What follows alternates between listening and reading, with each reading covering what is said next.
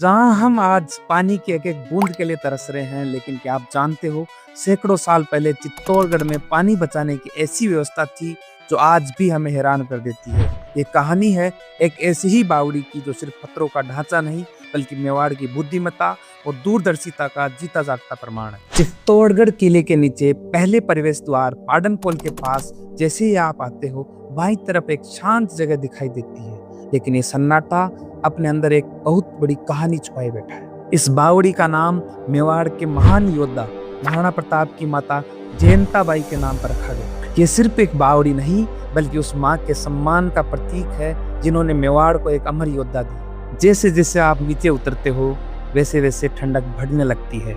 चारों तरफ पत्थर की दीवारें, नीचे जाता हुआ गहरा पानी और एक अजीब सी शांति।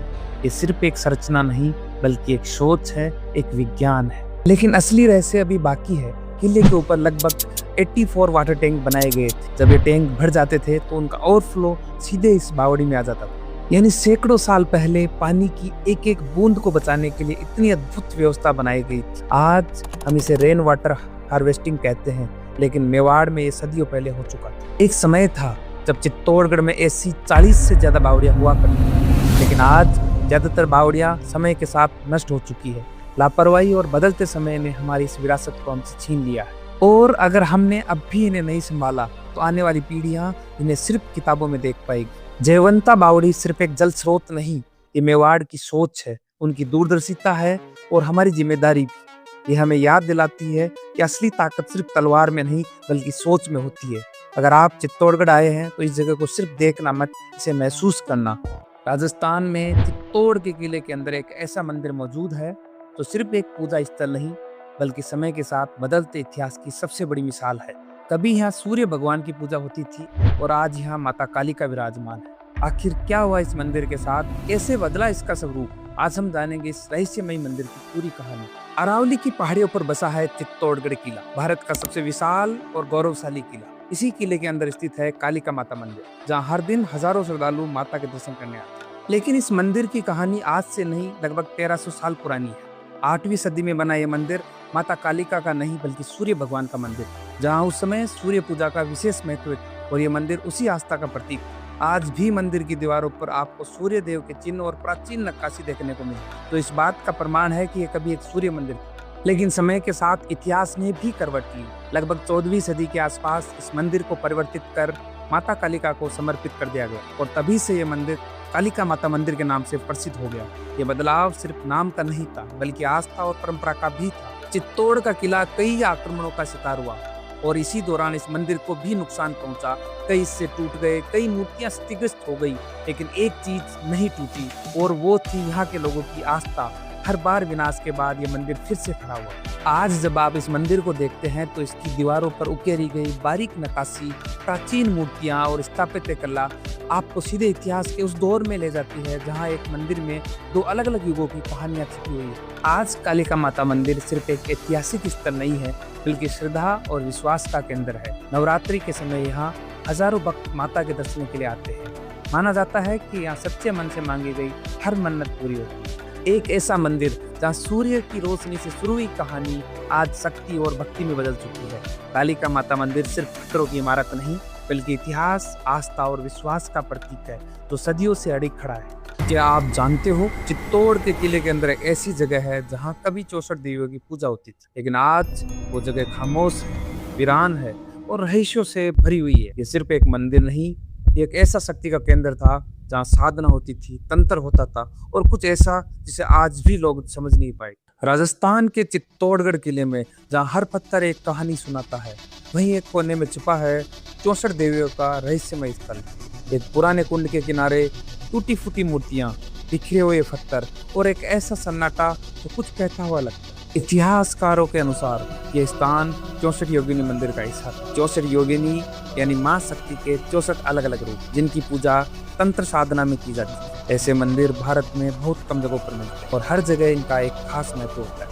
माना जाता है कि यह साधक रात के समय विशेष पूजा और साधना करते थे। लेकिन आज ये जगह खंडर क्यों है? कहा जाता है कि समय के साथ आक्रमणों और युद्धों में ये मंदिर नष्ट हो गया, कई मूर्तियां टूट गई, और जो बची हुई है वो समय की मार झेलती रही। लेकिन कुछ लोग ये भी मानते हैं कि यहाँ की शक्तियाँ इतना प्रबल थी कि इस जगह को जानबूझकर नष्ट किया गया। आज जब आप यहाँ आते हो तो आपको सिर्फ पत्थर नहीं दिखते, आपको महसूस होता है कि जैसे कोई ऊर्जा अब भी यहाँ मौजूद है। एक अजीब सा सन्नाटा तो डराता नहीं है, लेकिन सोचने पे मजबूर जरूर कर देता है। ये जगह आज भी उतनी ही रहस्यमयी है जितनी सैकड़ों साल पहले थी। क्या आपने कभी ऐसा मंदिर देखा है जब बिना किसी इंसान के भगवान शिव का जलाभिषेक अपने आप होता हो? चित्तौड़गढ़ में ही एक ऐसी जगह मौजूद है जहां शिवलिंग पर सालों से लगातार पानी गिर रहा है। यह है चित्तौड़गढ़ फोर्ट के पहले दरवाजे पाड़नपोल के पास स्थित झरनेश्वर महादेव मंदिर, जहां चारों तरफ हरियाली, बीच में एक शांत और पवित्र स्थान और अंदर छुपा हुआ एक अद्भुत रहस्य। यहाँ की सबसे खास बात है ये शिवलिंग, जिसके ऊपर से लगातार पानी गिरता रहता है। ना कोई पाइप है, ना कोई टंकी है, फिर भी जलाभिषेक कभी रुकता नहीं। ऐसा लगता है जैसे खुद प्रकृति भगवान शिव की पूजा कर रही है। स्थानीय लोगों के लिए स्थान सिर्फ एक मंदिर नहीं बल्कि एक आस्था का केंद्र है। हर सुबह यहाँ लोग स्नान करने के लिए आते हैं। मान्यता है कि इस पवित्र जल में स्नान करने से बीमारियां दूर होती है और शरीर और मन दोनों शुद्ध हो जाते हैं।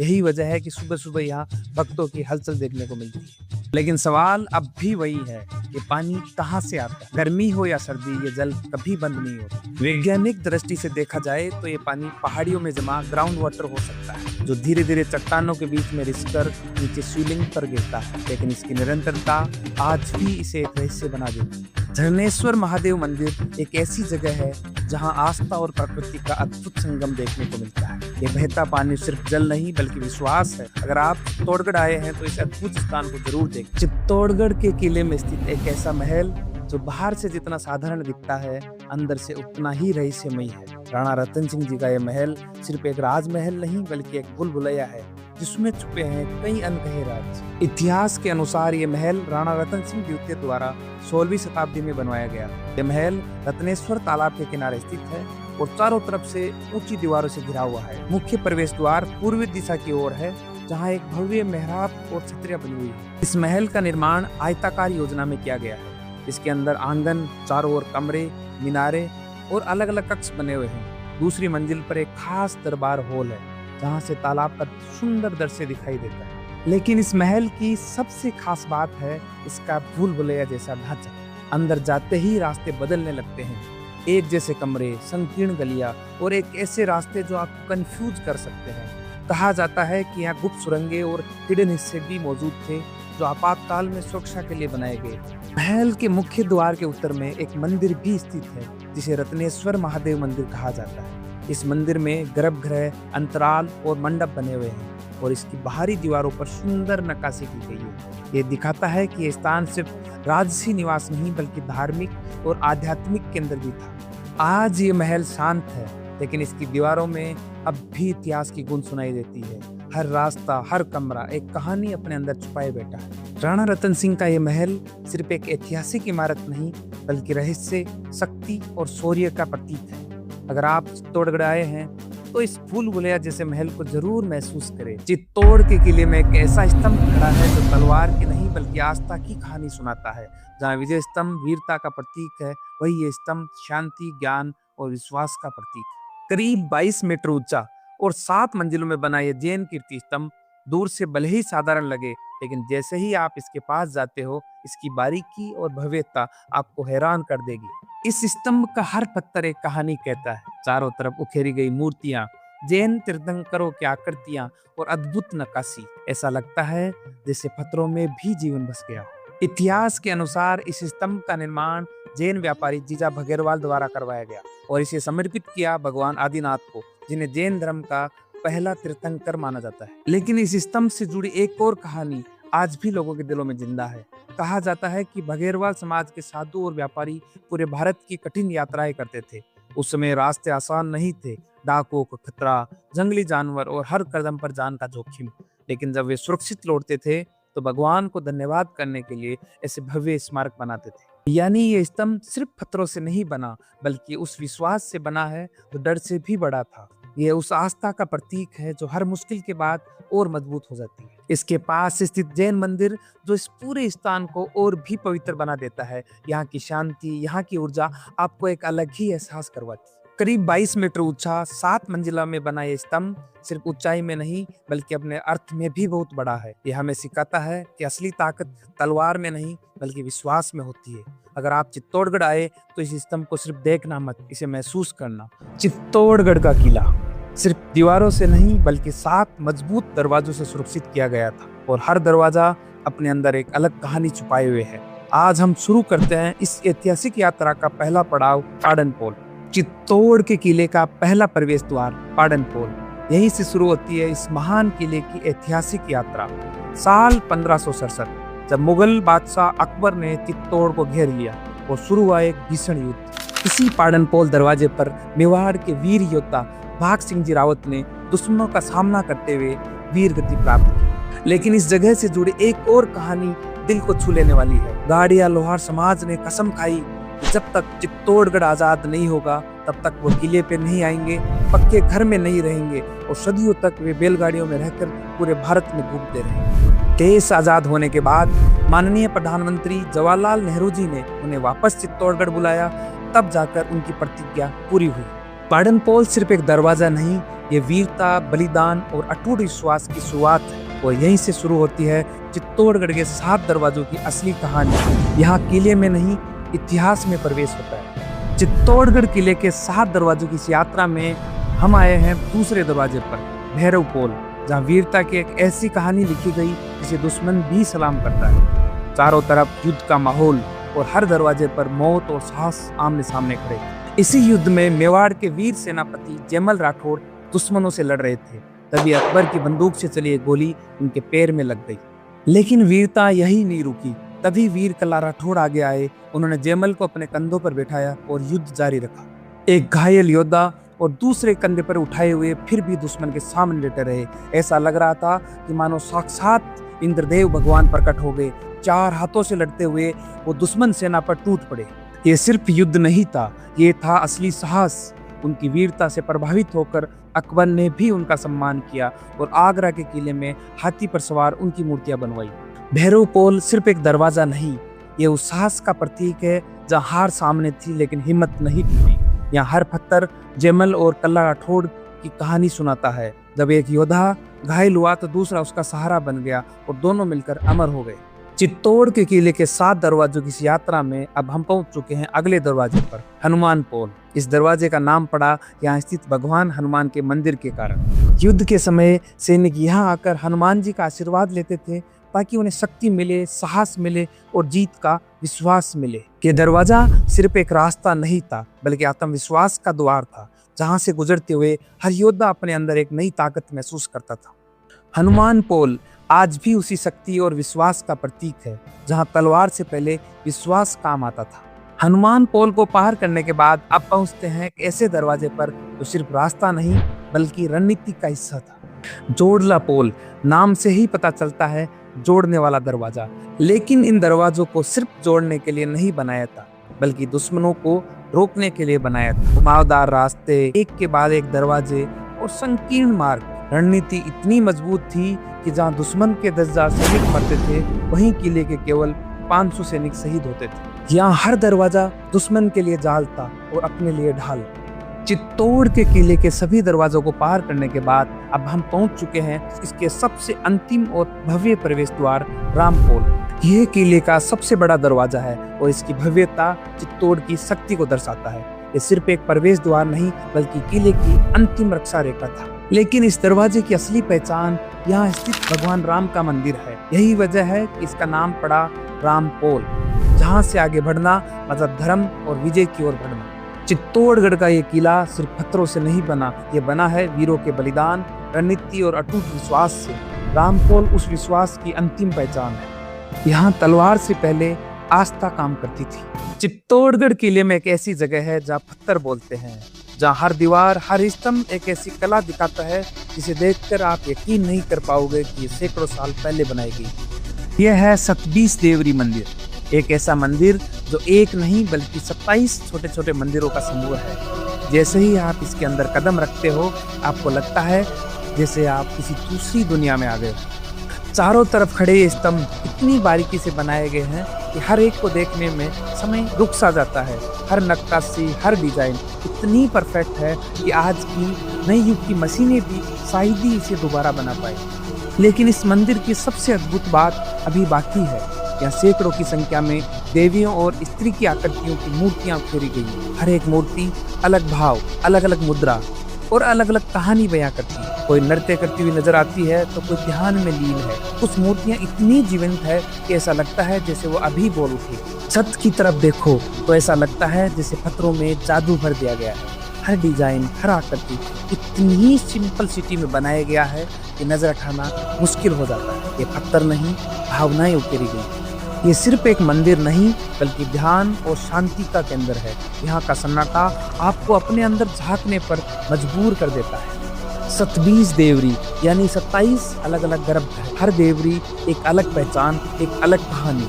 आज हम टेक्नोलॉजी की बात करते हैं, लेकिन सैकड़ों साल पहले ऐसी कला बनाई गई जो आज भी हमें हैरान कर देती है। ये सिर्फ पत्थर नहीं, उस युग की आत्मा है। 27 देवरी मंदिर हमें सिखाता है कि असली महानता समय से आगे सोचने में होती है। अगर आप चित्तौड़गढ़ आए हैं तो इस जगह को सिर्फ देखना मत, इसे महसूस करना।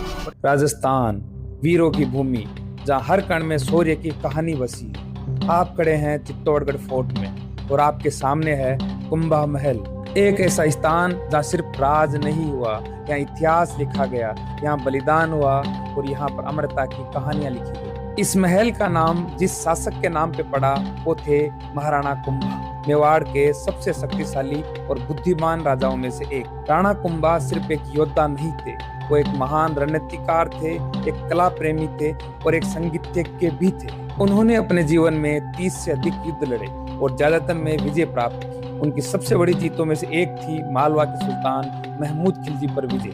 इस जीत की याद में उन्होंने बनवाया विजय स्तंभ, जो आज भी मेवाड़ की वीरता का प्रतीक है। राणा कुंभा का जीवन युद्धों से भरा हुआ था। हर दिशा से दुश्मन मेवाड़ पर हमला करते थे, लेकिन हर बार कुंभा ने उन्हें पराजित किया। उनकी सेना अनुशासित और शक्तिशाली थी। रणनीति इतनी मजबूत थी कि दुश्मन डर जाते थे। युद्ध के समय तलवारों की टकराहट, घोड़ों की दौड़ और वीरों की हुंकार आज भी इन दीवारों में गूंजती है। राणा कुंभा केवल युद्ध के लिए नहीं जाने जाते, बल्कि उनकी कला और संगीत में गहरी रुचि थी। उन्होंने कई ग्रंथ लिखे, संगीत पर भी काम किया। उनके समय में कला और संस्कृति अपने चरम पर थी। कुंभा महल उनकी स्थापत्य कला का अद्भुत उदाहरण है। यहाँ की दीवारें, खिड़कियां, आंगन सब कुछ इतनी समझदारी से बनाया गया कि गर्मी में भी ठंडक बनी रही। ये महल सिर्फ एक इमारत नहीं था, बल्कि ये जीवित शहर था। मर्दाना महल, जनाना महल, प्रिंस महल, यहाँ राज दरबार लगता था और यही राज्य के सबसे महत्वपूर्ण निर्णय लिए जाते थे। यहाँ एक खास स्थान था जहाँ राजसी घोड़े रखे जाते थे। इन घोड़ों की पूजा होती थी और ये युद्ध में नहीं जाते थे। मेवाड़ के शासक सूर्यवंशी थे और कुंभा महल में एक विशेष स्थान था जहाँ सूर्य पूजा होती थी। सुबह की पहली किरण जब इस स्थान पर पड़ती थी तो पूरा वातावरण आस्था से भर जाता था। राजा युद्ध से पहले यही आशीर्वाद लेते थे। ये महल एक अमर बलिदान का साक्षी है। ये कहानी है पन्नाधाय की। दासी पुत्र बनवीर ने राजगद्दी पाने के लिए उदय सिंह सेकंड को मारना चाहा, लेकिन पन्नाधाय ने अपने पुत्र का बलिदान दे दिया। इस महल में एक गुप्त सुरंग है जो खुलती है गोमुख कुंड में। रानियां इसी रास्ते से स्नान करने जाती थी। जब अलाउद्दीन खिलजी ने मेवाड़ पर हमला किया